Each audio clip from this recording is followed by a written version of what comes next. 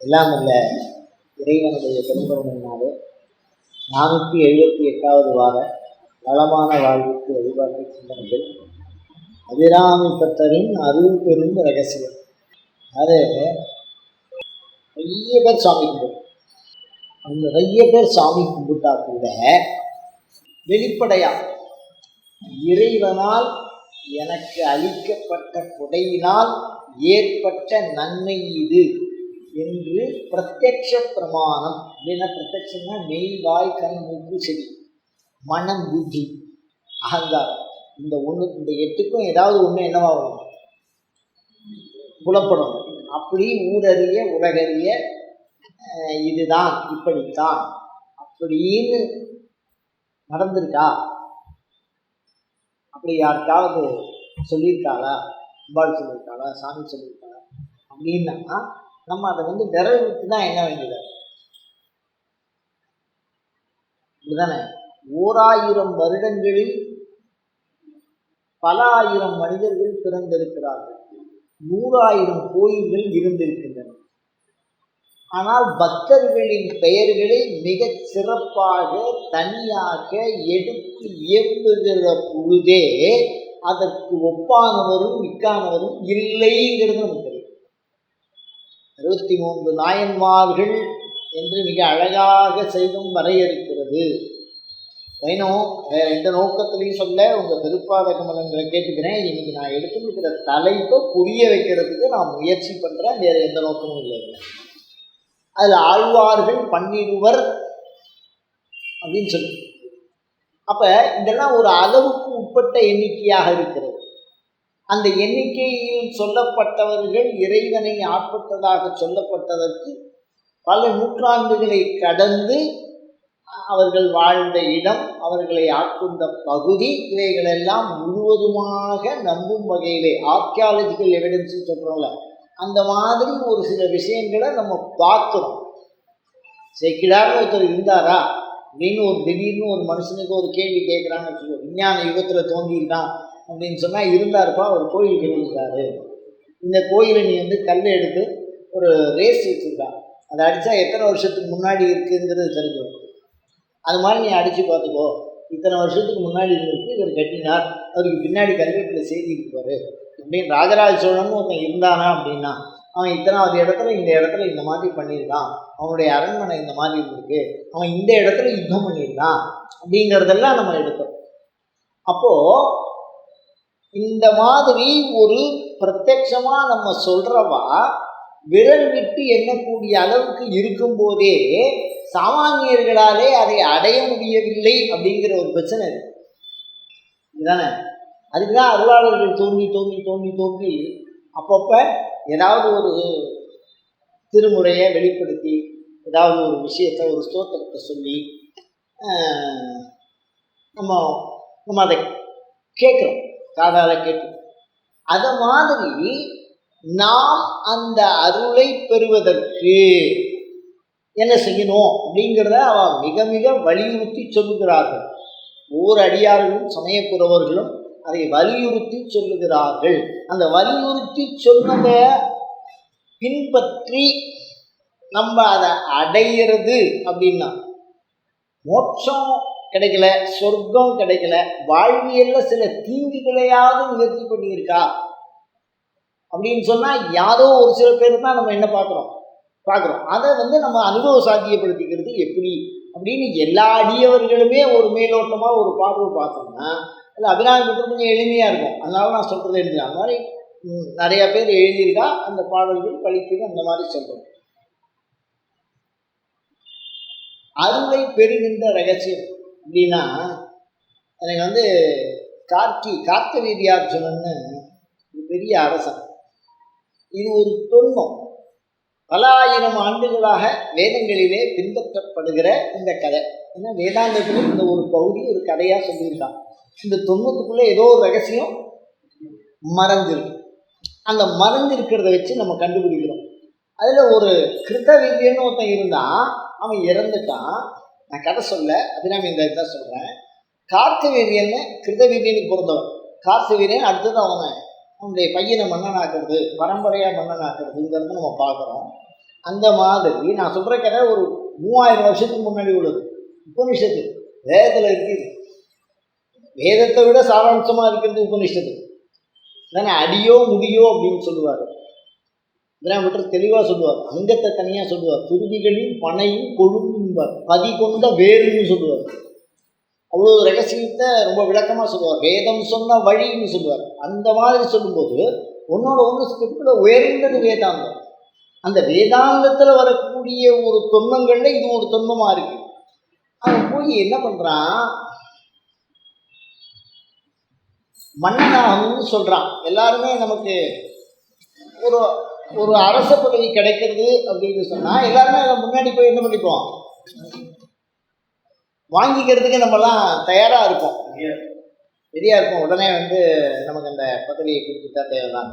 அவன் தான் கொஞ்சம் வித்தியாசமாக யோசிக்கிறான். என்ன யோசிக்கிறான்னா, எனக்கு அந்த தகுதியெலாம் இல்லை அப்படிங்கிறான். அப்போ அதை ஏற்படுத்திக்கிறதுக்கு என்ன பண்ணணும்னா, கார்கிங்கிறது குருவனுடைய பேர். இது தொன்மம் இல்லை, அபிராமி பட்டருடைய விஷயமும் இவரும் ஒன்றா இருக்கும். அது மாதிரி எவ்வளோ பேருக்கும் அது பொருந்தி வரும். அதுக்காக அதை நம்ம எடுக்க வேண்டியதாக இருக்கும்.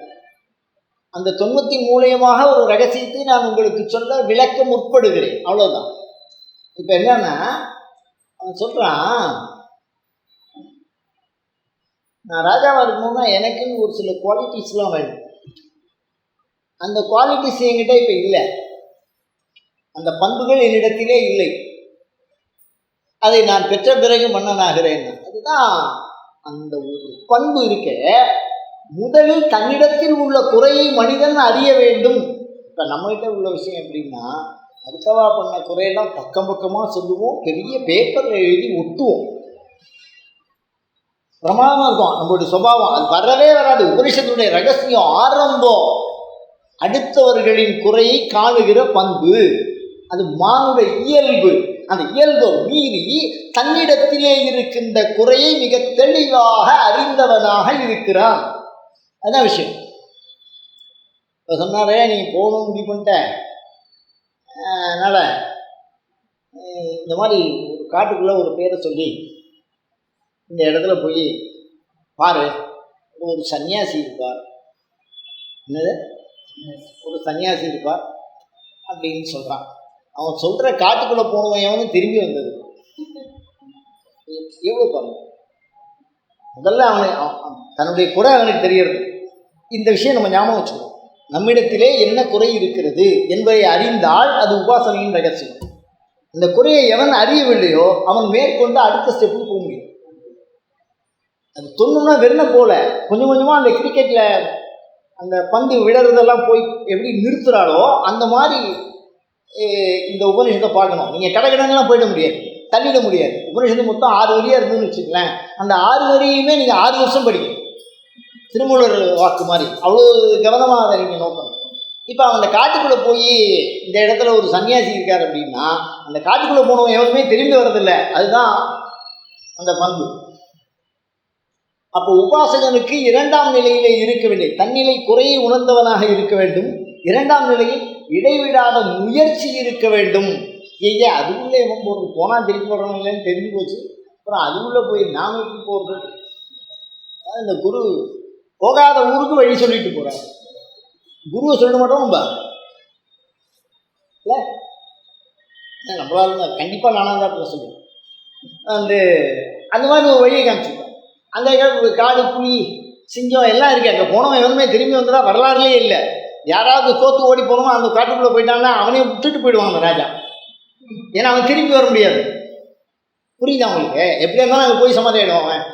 அங்கே அந்த மாதிரி மிருகங்கள் இருக்கலாம், இல்லை செடிகள் இருக்கலாம், இல்லை விஷங்கள் இருக்கலாம், இல்லை தண்ணி இல்லாமல் இருக்கலாம். இந்த மாதிரி எந்த ஒரு சூழ்நிலையும் உயிர் வாழ்வதற்கு உண்டான ஒரு பண்பு, ஒரு ஏற்ற இடமாக அது இல்லாத இருக்கின்ற விஷயத்தை உலக அறிந்தவனாக இருந்தும் அதிலே ஒரு தீவிர முயற்சி வேண்டும் என்பதை இந்த தொன்மம் நமக்கு வலியுறுத்தும். இதுதானே இப்படி உள்ளே போனான். இதுதானே உள்ளே போனோடனே அப்படியோ கஷ்டப்பட்டு இனிமேல் பிழைக்க மாட்டோங்கிற நிலைமை வரும்போது தூரத்தில் ஒரு ஒளி தெரிகிற மாதிரி, அப்பாடா தப்பிச்சுட்டா. என்ன விஷயம்னா, இந்த சன்னியாசி இருப்பார்னு சொன்னான். அங்கே பார்த்தா ஒரு ஐயா மடியில் ஒரு அம்மா உட்காந்துருக்கேன். அந்த அம்மா மடியில் அவர் படுத்துக்கிட்டு இருக்கார். விஷயமா பெரிய சன்னியாசிலாம் பக்கத்தில் தலை வச்சு படுத்துட்டு இருக்கான். இப்போ ஒருத்தரை பற்றி சொன்ன விமர்சனம் வேறையா இருக்கு, நேரடியாக பார்க்குற நிதர்சனம் வேறையா இருக்கு. நல்ல கவனிக்கணும். நம்ம இந்த தொண்ணூத்தை அப்படியே அப்படியே அப்படி அப்படியே கொஞ்சம் கொஞ்சமாக ப்ரீஸ் பண்ணணும். நம்ம பெரிய பெரிய உபரிஷதாக இருந்தாலும் ஒரே பக்கம் தள்ளிடும். 2 நிமிஷம் முடிஞ்சிடும். அபிராமிந்தேரி முதல் பாட்டிலே முடிச்சுக்கணும். 2வது பாட்டுக்கெல்லாம் 3 வருஷம் ஆனாலும் எனக்கு புரிய மாட்டேங்குது இந்த முதல் பாட்டோட ரகசியம். நம்ம டக்கு டக்குன்னு தள்ளிடும். 1 மணி நேரத்தில் முடிச்சு கொடுத்துக்கலாம் பாராயணம். எதுக்கு சொல்கிறேன், நம்ம புரிஞ்சுக்கிட்டோம். அந்த மாதிரி ஒரு பண்பு, அந்த பண்புல பார்க்கிற போது கேட்பது ஒன்று, நிதர்சனத்தில் ஒன்று நிதானிக்கிறான். எப்படி அந்த மாதிரி இருக்க முடியும்? ஒரு சன்னியாசி, அவர் சத்வஸ்து, அவரை பற்றி வெளியில நான் கேள்விப்பட்டிருக்கான், அதெல்லாம் கடந்து வந்திருக்கான். இந்த இடத்துல வேற யாரும் இருக்க முடியாது. இப்படி இருந்தாலும் அது சந்தோஷமாக இருக்க முடியாது, சந்தோஷமாக இருந்தாலும் அது செழிப்பாக இருக்க முடியாது, செழிப்பாக இருந்தாலும் பயம் இல்லாமல் இருக்க முடியாது. இந்த சத்திரியனுக்கு கூட பிறந்தது தைரியம்ங்கிறது. பயப்படாமல் இருக்கிறதுக்கு பேர் தான் சத்திரியன்னு பேர். பயப்படாமல் நடிக்கிறது பேர். அதுக்கே சொல்லி நான் பார்த்துப்பேன், எதுவாக இருந்தாலும் பார்த்துப்பேன் அப்படிங்கிற மாதிரி. அது ஒரு விதமான ஃபீலு. நான் சொல்கிறேன், அதுக்காக சொல்கிறேன். அது மாதிரிலாம் இல்லை. அவன் சுபாவத்தில் அந்த தைரியம், அவன் சந்தோஷமாகவே இருக்கான். இவன் படுற இந்த அவசியம் இல்லாமல் இருக்கான். அந்த சுபாவத்தில் எப்படி அதுன்னு அவனுக்கு அதிசயம் ஏற்படுகிற போது இது ஏதோ ரகசியம் இருக்கிறது, இதை நான் கண்டறிய வேண்டும் அப்படின்னு கிட்ட போயிட்டான். அது போன உடனே யாரும் வர முடியாது, நீ எப்படி வந்த? முதல் கேள்வி. இந்த கேள்வி நீ யோசிக்கணும், பின்னாடி நீ யோசிக்கணும். யாருமே வர முடியாத இடம், யாரும் இதுவரை வந்ததில்லை, வந்தவர் சென்றதில்லை. நீ எப்படி வந்த? நான் எப்படியோ வந்துட்டேன். நீ தேடி வர்ற ஆள்லாம் நான் இல்லை. நீ இந்த மாதிரி தட்டாத்திரையை தேடி வந்தேன். ஒரு பெரிய சன்னியாசி, அவர்கிட்ட உபதேசம் வாங்கினா எல்லாரும் சேமமாக இருக்கலாம் அப்படின்னு ஒரு பெரிய ரிஷியோட பேரை சொன்னார். அவர் தான் இங்கே இல்லை, அவர் துறவி, நான் கிரகஸ்தன். இதையும் காட்டுவேன். அவர் எப்படி யோசிக்கவே முடியல உங்களால. யாரையாவது ஒரு பிரம்மச்சாரி பேரை சொல்லி அவரு தான் இருக்கிறான். அவன் கல்யாணம் பண்ணதா வரலாறுலே இல்லை. நான் சொல்ற விஷயம் உங்களுக்கு புரியுதா? அப்ப நீங்க எப்படி அந்த மாதிரி ஒரு இடம் தப்பா வந்துட்டோமா? அவன் நிதானிக்கிறான் பாருங்க. நிதானிச்சு இல்லை ஏதோ ரகசியம் இருக்கு ஐயா, என்ன சோத்து நான் எனக்காக மக்களை காப்பாற்ற வேண்டும் என்கிற கடன், தகுதியின்மை, தயவு பண்ணி எனக்கு ஏதாவது ஒரு வழி சொல்லுங்க. அந்த இடத்துல நிற்கிறான், ஒருங்கி நிற்கிறான். அவனுக்குன்னு கேட்டான்னு வச்சோம், எனக்கு 16 வயசு வேணும், நச்சிக்கேத்தனை எமன்ட்ட கேட்டா மாதிரி ஏகப்பட்ட சொத்து வேணும், சாகாமல் இருக்கணும்னு அந்த மாதிரிலாம் கேட்கல. தன்னுடைய கடமையை, தன்னுடைய பொறுப்பை, தன்னுடைய இயல்பை, தன்னுடைய குணத்தை உணர்ந்தவனாக அவன் கெஞ்சிற போது அப்படியே அந்த தெய்வம் மறையாது. சாட்சாத் அவர் வந்து என்ன எனக்கு அப்படின்னா காரணம் என்னன்னா பதார்த்தம். அடுத்தவர்களுக்காக நாம் எதற்காக பிறந்தோம், என்ன செய்ய வேண்டும் என்பதை நன்கு அறிந்திருந்தான். பிறவியின் நோக்கம் அறிந்திருந்தான். வாழ்வின் பயணம் தெளிந்திருந்தான். அதான் அவனை கடவுளாக இருந்தாலும் அவனை என்ன பண்ண முடியல, அந்த மாயினால. என் மாயை நீ அறிவாய், அதனால நான் உனக்கு சொல்றேன். மற்றவனால திரும்பி போயிருக்கும். அப்படிதானே? கம்பன் ரொம்ப அழகா சொல்லுவான். வாலியும் ராமனும் சந்திக்கிற விஷயத்த ரொம்ப அழகா சொல்லியிருப்பான். தாரை புலம்புதல் அப்படின்னு ஒரு படம். நம்ம கடவுளை பற்றி என்ன நினைச்சிட்டு இருக்கோமோ அதெல்லாம் இல்லை அப்படிங்கிற மாதிரி சொல்லுவோம். அது வேற மாதிரி இருக்குன்னா அது நமக்கு புரிய வைக்கவே முடியாது. எவனாவது எதிரிகிட்ட பொண்டாட்டி பிள்ளையெல்லாம் முடிச்சு கொடுப்பானா? யோசிச்சு பாருங்க. எனக்கு உலகத்திலேயே வேற வரலாறே இல்லை. அவன் இவனை அடிச்சு கொண்டு சிவலோகத்துக்கு அமைச்சிட்டு போயிட்டான். நீ என்ன பண்ணுவீங்க? மறைஞ்சு நின்று வேற கொண்டுருக்கான். அவங்ககிட்ட பொண்டாட்டி பிள்ளைய கொடுக்கலாமா யாராவது? இவன் தான் என் தம்பி, பத்திரமா பார்த்துக்க, இதான் என் பொண்டாட்டி, என் பையனை எதுவுமே சொல்லிடாதேன்ட்டு போறான். எப்படி அது? நாம் கடவுளை பற்றி நினைப்பது வேறு, அதனுடைய உண்மை என்பது வேறு, அதை பற்றிய அனுபவம் என்பது வேறு. அதுதான் அந்த இடத்துல நம்ம புரிஞ்சுக்கணும். அப்போ என்னடா வேணும் உனக்கு அப்படின்னா, ராஜாவுக்கு உண்டான விஷயமா கேட்டான். அவன் தனக்குன்னு எதுவும் இல்லை, இந்த பதவியில் இருக்கிறவாளுக்கு இந்த குவாலிட்டிஸ் இருக்கணும். இப்போ நான் வாத்தியாராக இருக்கணும்னா அதோட குவாலிட்டிஸ், ஒரு மருத்துவராக இருக்கணும்னா அதோட தன்மைகள் இந்த மாதிரி, ஒரு பரம்பரை அரசனாக இருந்து மக்களை காக்கக்கூடிய பண்பு எனக்கு வேண்டும் என்று சொன்னால், அவன் கேட்குற முதல் வரம் பாருங்க, எல்லாரையும் மனசை போட்டு குழப்பற மாதிரி இருக்கு. அடுத்தவர்கள் மனதை அறியும் தன்மை யாராலும் முடியாது. காரணம் என்னன்னு கேட்டீங்கன்னா, ஒரு ராஜா கிட்ட நம்ம போறோம்னா ஒதுங்கிதான் போகும். எதிரியா இருந்தவன் கூட அவன் மனசை தெரிஞ்சுக்கிட்டு தான் வச்சுக்கணும். யாராலையும் முடியாது. ஆன்மீகத்தினுடைய முதல் பண்பே அடுத்தவர் உலகை தெளிவுற அறிவு. அறிவாளெலாம் பல ஞானிகளுடைய வாழ்க்கை வரலாறுலாம் வாசலில் நிற்கும்போது இந்த மாதிரி ஒருத்தன் வேண்டி நிற்கிற மாதிரி அவனை கூப்பிடுவான். இல்லைதானே? அருள்வாக்கு சொல்றாலாம் தெளிவாக இருக்கும். இந்த இடத்துல வண்டி ஏறி வந்திருக்கான், வாசலில் நிற்கிற மாதிரி அவனை கூப்பிடுவான். இறைப்பண்பது இதுதானே அடுத்தவருடைய உள்ளத்தாடு. நெக்ஸ்ட் கேட்டான் பாருங்க, அதை அவன் தெரிஞ்சு தான் வசதியா இருக்கிறதுக்கோ இல்லை தான் தப்பிக்கிறதுக்கோ அதெல்லாம் இல்லை, ஊர் உலகத்தை அறிந்து நன்மை பெறுவதற்காக அவனுடைய நோக்கம் அதுவல்ல. என்ன புரிஞ்சுக்கணும். அதுக்கு அடுத்தது ரெண்டாவதா ஒரு வார்த்தை கேட்டான் பாருங்க, இப்ப சத்திரியனா இருந்தா தோல் பலம் இதுதானே, அதனால எனக்கு 1000 தோல் வேணும்னு கேட்டேன். 1000 கைகள்.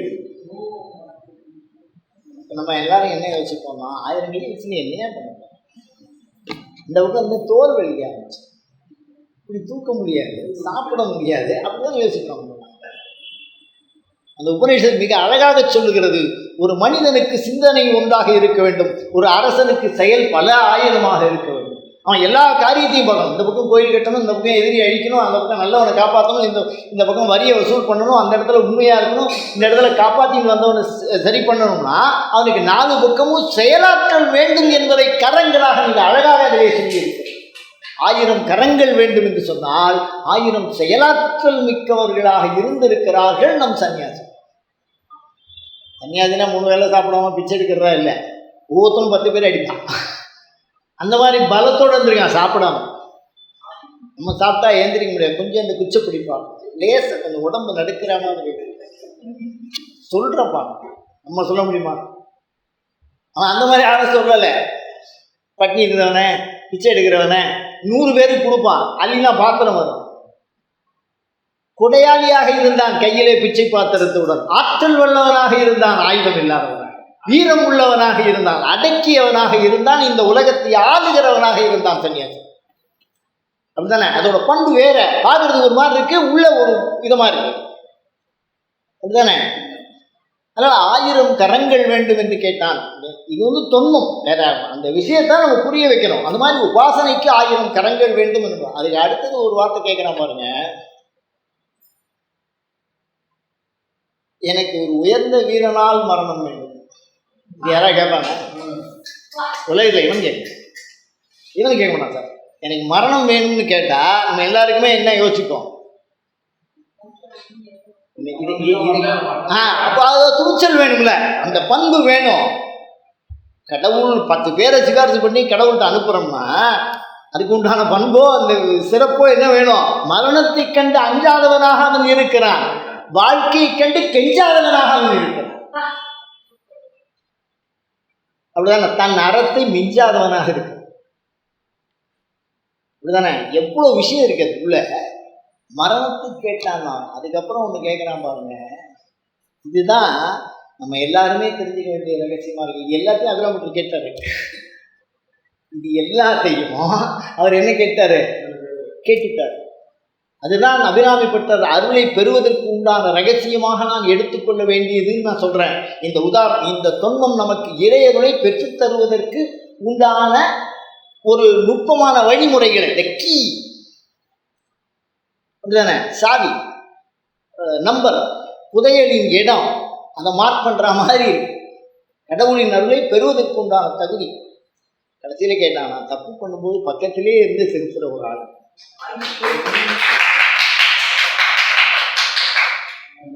இருந்தால் பழைய இருப்பிடமாக இனி எனக்கு பொருந்தாது ஒரு பொருள் இல்லை, ஒன்றாது நின்று புரிகின்றவா மிண்டு செய்தாலும் பொறுக்கை நன்றே திண்டெருக்கை. என மானுடைய இயல்பு, செயலின் பண்பு ஒரு மனிதனை தவறு செய்ய தூண்டும். தவறு செய்யாத மனுஷனை உலகத்தில் இருக்க மாட்டான். புரியுதா உங்களுக்கு? அது அதனுடைய அளவு மிகுதியா இருக்கலாம், அது சட்டத்தின் நோக்கிலே தவறாக இருமா. எந்த நோக்கத்திலையும் சொல்லலை. நான் திருப்பி உங்க அத்தனை பேருடைய பாதங்களையும் நான் வேண்டி வணங்கி கேட்டுக்கொள்கிறேன். அபிராமி இருந்தாதியை விளக்குவதற்கு மட்டும் இதை நீங்கள் பயன்படுத்தும். எதுக்கு சொல்லணும்னா அந்த மாதிரி நோக்கம். அப்போ அந்த தவறு திருத்தறதுக்குன்னு ஒருத்தர் வேணும்னு சொன்னா அதுக்கப்புறம் அவனுக்கு வேற எதுவுமே வேண்டாம். அந்த மாதிரி ஒரு பண்பு. அதனால நம்ம சுவாமி கிட்ட போகும்போது அவர் சொல்றார், கலையாத கல்வி குறையாத வயது. அதை அவர் கஷ்டப்பட்டு அவனை உள்ள இழுத்து போடுறதுக்கு சொல்றார். யாரை உள்ள இழுக்கணும்? சாமானியனை சாமி கும்பிட என்ன பண்றது? இழுக்கணும். அப்படிதானே? இழுத்து உள்ள போடுற மாதிரி என்னது, மலைப்பாம்பை விட மோசமான ஒரு விஷயம் உலகத்தில் இல்லை. அது என்னன்னா, இறைய தேடாது சும்மா படுத்துட்டு இருக்குமா. அதை பற்றி எனக்கு தெரியாது, செவி வழி செய்தி தான். அது அப்படியே படுத்துட்டே இருக்குமா. அது வாயை திறந்தா அதுலேருந்து ஒரு 40 மீட்டர் அளவுக்கு எந்த உயிரினம் இருந்தாலும் உள்ள இழுக்கக்கூடிய ஆற்றல் இருக்கு. கவர்ந்து இழுக்கக்கூடிய இருந்த இடத்துல, புரியுதா உங்களுக்கு? கவர்ந்து இழுக்கும். இழுத்து தன்னுடைய இறையை சாப்பிடும்.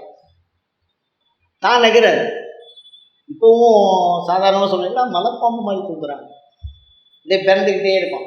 தூக்கவும் மாட்டான், முழிச்சிக்கவும் மாட்டான், போர்வை விட்டு வெளியிலையும் வர மாட்டான். சில பேர் பக்கத்தில் படுத்தா ரொம்ப கஷ்டம். ஏன்னா ஒரே சத்தமாக இருக்கும். ஒரு போர்க்கிழமே நடக்கிற மாதிரி இருக்கும். அடுத்தவங்க தூக்குறது ரொம்ப சிரமமாக போகும். நான் தவறாக சொல்லலை, உங்கள் அத்தனை பேருக்கு பாதங்கள் கேட்டுக்கிற புரிய வைக்கிறதுக்கு சொல்கிறேன். மக்களின் விழிப்புணர்வு, விழித்தல், இந்த மாதிரி பண்பு சொல்கிறேன். ஏன் இதை சொல்லுகிறேன் அப்படின்னு சொன்னால், அபிராமி பட்டர் பராத்தம் பண்ணுறதுக்காக அவர் நினச்சிருந்தா சத்தம் போடாமல் வாங்கி அவர் உறுதியாக இருக்கார். அன்றே தடுத்து என்னை ஆண்டு கொண்டாய் விஷயம் முதல்ல சொல்றார். இங்கு என்னை இனி படையாலை. அவருக்கு என்ன பிரச்சனை? உங்களையும் படையா வந்தம்பார். இந்த பராத்தம் அதெல்லாம் அம்பாள் அசையாம நின்னா. இது கேமரா முன்னாடி கொஞ்சம் நேராக அப்படிங்கிற நம்மளாம் சொல்ல முடியுமா? வந்துருவாளா? சொல்ல முடியும்.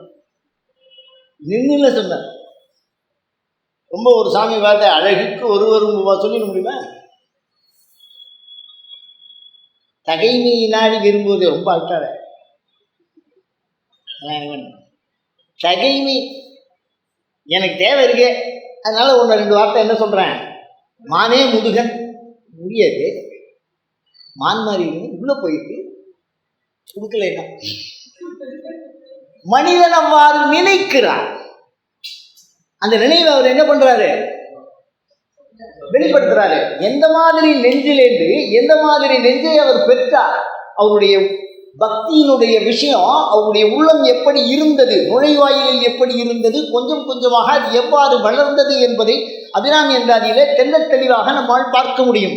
அதில் சொல்றாரு, இழவுற்று நின்ற நெஞ்சே.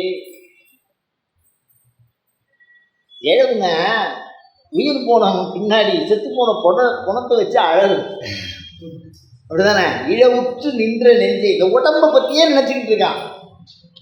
இறங்கே, கொஞ்சம் இறங்க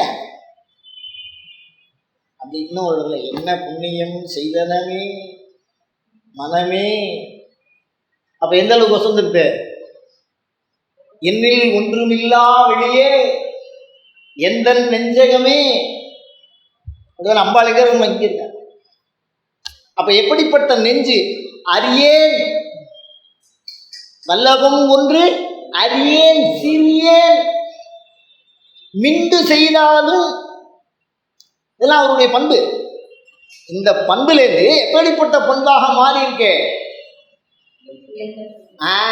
அந்த உயர்ந்த பண்பாக மாறக்கூடிய ஆற்றல். அதனால நெஞ்சம் பயில நினைக்கின்றேன். அதனால நெஞ்சத்தை பற்றி நன்கு அறிந்தவராக இருக்க வேண்டும். அதனால யாவரும் பிணங்கேன், யாருமே நான் சண்டை பண்ண மாட்டேங்கிறார். யாவரும் அவர் எப்படி அமாவாசையை போடுறோம், உனக்கு ஒன்றும் தெரியாது, இன்னைக்கு பௌர்ணமி தான், அமாவாசைக்கு யாராவது ஒத்துப்பாளா? ராஜா ஒத்துப்பானா? லோகத்தில் சொல்றதே அந்த போனால் தலை போயிடும். அப்படிதானே? பிணங்கல தெளிவா இருக்காரு. ஆனா வெளியில இருந்து பாக்குறதுக்கு எப்படி இருக்கு, கொஞ்சம் அப்படி நாம சொல்ல முடியாது. சொல்லியாரு தானே? பித்தராவர் இருந்தா பாக்குறதுக்கு அப்படிதான் என்னது தெரியுது. பித்தா பெரிய சொல்லி உனக்கு என்னையா பைத்தியமா, கல்யாணம் பண்ண பொண்ணு அப்படி பாதி சுந்தரர் கேட்கிறார். இப்படிதானே? அப்ப இதுல இருந்து என்ன தெரிகிறது அப்படின்னு சொன்ன, ஒரு பக்தனுக்கு மன உறுதி வேண்டும். தன்னை பற்றிய குறைபாடுகளை அவன் நன்கு அறிந்திருக்க வேண்டும். இடைவிடாது முயற்சி வேண்டும். சற்றேனும் உலக நன்மையை குறித்து தனக்கென்று சுயநலம் இல்லாத பண்பு என்ன வேணும்? பண்பு வேணும். தன்னுடைய கடமை, உரிமை, பொறுப்புகளை நன்கு அறிந்தவனாக இருக்க வேண்டும். அப்படிப்பட்ட விஷயங்கள் எல்லாம் இறைவியினிடத்து நம்மை கொண்டு செல்லுகிற சாதனங்களாக, போக்குவரத்து சாதனங்களாக, விரைவுபடுத்துகிற சாதனங்களாக அமைந்திருக்கிறது. அப்படிப்பட்ட பண்புகளை எல்லாம் தேடி எடுத்து தொகுத்து வகுத்து 100 பாட்டுக்குள்ள வச்சிருக்கானா உலகத்திலே ரகசியம். நம்ம சாமியை பார்த்தோம்னா அன்பு எப்படி இருக்குன்னு கேட்டான். நம்மளால தோன்றான் மைக்க வச்சு, சார் இந்த அன்பு எப்படி இருக்கும் சார்? அன்பா இருந்தா பிடிச்சிடலான்னு சொன்னோம். அது கேட்கல. விரும்பி தொழுமடியார் விழிநீர் மல்கின்னா சாதாரணமாக வருமா? அன்பிற்கும் அடைக்கும் தாழ்வு தோன்றார். மெய்ப்புலகம் அரும்பினா சாதாரணமாக இதெல்லாம் குத்துக்குமா குத்துக்கும். ததும்பிய ஆனந்தமாகி அறிவு இழந்து சுரும்பிற் கழிப்பு மொழி தடுமாறு. இப்போ நான் ரொம்ப தெளிவாக பேசுகிறேன், அதனால அபிராமி பற்றி எனக்கு ஒரு வார்த்தை கூட தெரியாது, நல்லா தெரிஞ்சு. அவரே சொல்லிட்டார் ஸ்டேட்டஸ். ரொம்ப தெளிவாக பேசுகிறோம்லாம் மனப்பாடம் பண்ணிட்டு பேசுகிறான்னு தெரியுது. நம்ம வரதுக்கு முன்னாடி புத்தகத்தை வச்சுன்னு பார்க்கணும். இப்படி பேசுனா இந்த சப்ஜெக்ட் நல்லா இருக்கும், அந்த மாதிரி உள்ளவங்களாம் ஞாபகம் வராது. அதான் ஞாபகம் வச்சு இதுதானே மொழி தடுமாறு. இந்த பண்பு எல்லாம் ஒன்றாக சேர்ந்து முன் சொன்ன எல்லாம் தரும். அதோட மாத்திரம் இல்லாமல் எதுக்கெல்லாம் சொல்றதுன்னு ஒரு விவஸ்தை இருக்கும். ஏந்திருக்க முடியாததுக்கு ஒரு கிழமை சொல்கிறேன், அபிராமி இங்கே டாக்டர் சொல்லுவார், அபிராமி எதுக்கே அப்போ கூப்பிட்றேன், பாத்ரூம் போகணுண்டா அப்படின்னா.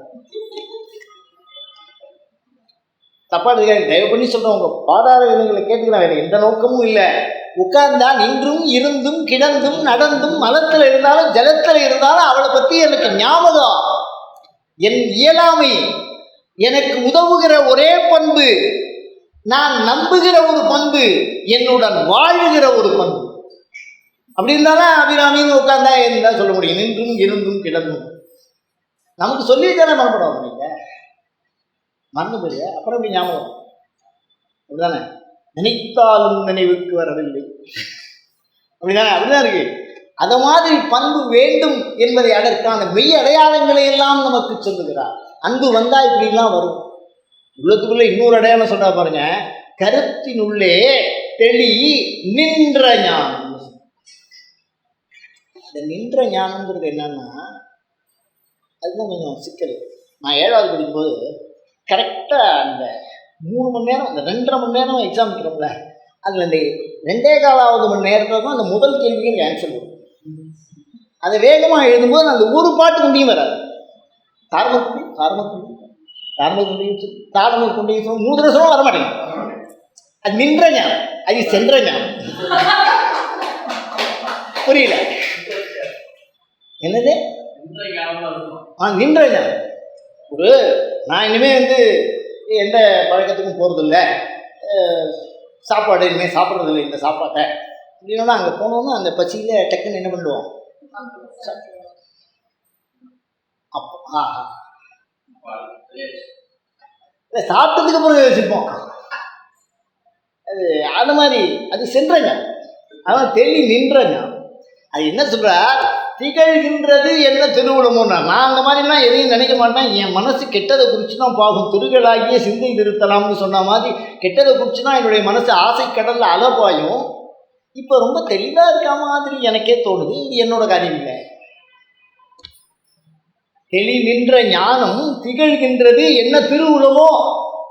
அம்பாளை பார்த்து கேட்குறாங்க, எல்லாம் ஒன்று நீ பண்ணுற வேலைடி, ஏதோ பண்ணுற நீ, இது ஏன் புத்தியில் இருக்க மாதிரி எனக்கு தெரியல.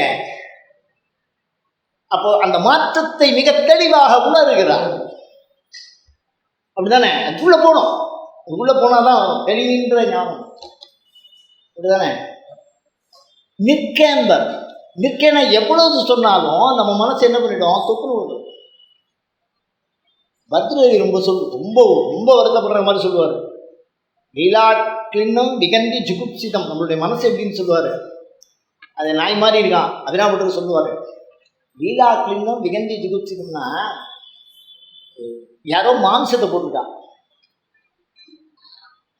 அதனுடைய சத்துக்களை எல்லாம் உறிந்து உண்டிருக்கிறார்கள். அதை பற்றி என்னன்னு எனக்கு தெரியல. அதுக்கு அதுக்குள்ளே பண்ணு. அதில் போய் மற்ற லெட்டின் போய் வச்சிருக்கு. எது அந்த அந்த இடம், இந்த நாய் போய் அது பக்கத்தில் இருக்குது. அப்படி நின்று அந்த எலும்பை எடுத்து கடிக்குது. அப்படி கடித்தா அதோட ஈரலில் பட்டு ரத்தம் வருது. எதோட ஈரல்ல? அதோட ஈரல்ல. அது என்ன நினச்சிது?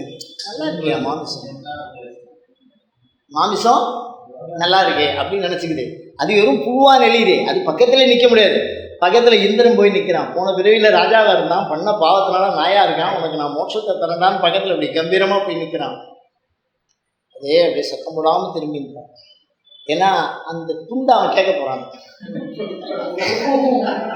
ஏன்னா அந்த எலும்பு துண்டை அவன் கேட்டு வரான். யாருக்கு? இந்திரன். அதனால அப்படி தெரிஞ்சாலும் அப்படி தெரியாமல் அப்படி திரும்பின்றான் சாப்பிடுவோம். எப்படி பாரு, யோசிச்சு பாருங்க. அது போன பிறகு நம்ம ராஜாவாக இருந்தோம், பூர்வ ஜென்ம ஞாபகம் வருமா? அதுக்கு இந்த பையன் நம்மகிட்ட டெய்னா ஓடி வருவான். அவன் இச்சையில் போட்டு நம்ம சாப்பிட்றதாவது அப்படின்னு அப்படி கம்பீரமாக நின்று நிற்கும். தொப்பு சாப்பிட டமால்ங்க. அந்த இலை போடுற சத்தம் கேட்டுதுன்னா டக்கு எங்கே போயிடுவான்?